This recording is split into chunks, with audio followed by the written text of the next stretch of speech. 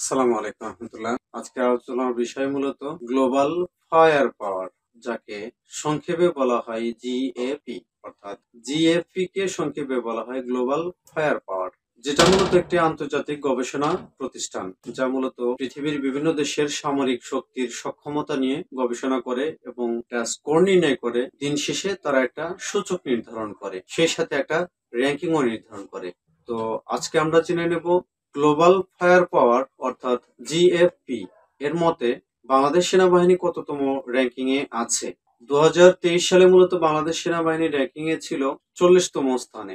2024 সালে এসে বাংলাদেশ সেনাবাহিনী র্যাঙ্কিং 3 ধাপ এগিয়ে বর্তমান র্যাঙ্কিং হয়েছে 37তম। প্রতিটা বছর গ্লোবাল ফায়ার পাওয়ার সামরিক সরঞ্জাম, প্রতিরক্ষা ব্যয় এছাড়া 60টিরও বেশি মাপকাঠির উপর ভিত্তি করে এই সূচক নির্ণয় করে থাকে। এই সূচকে গ্লোবাল ফায়ার পাওয়ার একটি স্কোরও নির্ধারণ করে থাকে, যার বাংলাদেশের বর্তমান স্কোর 0.5419।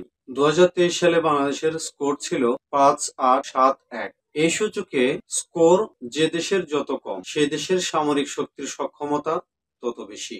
এই সূচকে আমেরিকার স্কোর মূলত 0.0699। যদি একটা র্যাঙ্কিং নির্ধারণ করে থাকি, তাহলে যার যত বেশি স্কোর হবে সে তত বেশি র্যাঙ্কিং এ এগিয়ে থাকে। কিন্তু আন্তর্জাতিক সামরিক শক্তি গবেষণা প্রতিষ্ঠান গ্লোবাল ফায়ার পাওয়ারের মতে সূচকে বা স্কোরে যার সূচক বা স্কোর যত বেশি কম থাকবে, তা সেই দেশের সামরিক শক্তির সক্ষমতা তত বেশি থাকবে। আন্তর্জাতিক গবেষণা প্রতিষ্ঠান গ্লোবাল ফায়ার পাওয়ারের মতে বাংলাদেশের সক্রিয় সেনাবাহিনী রয়েছে 1,63,000।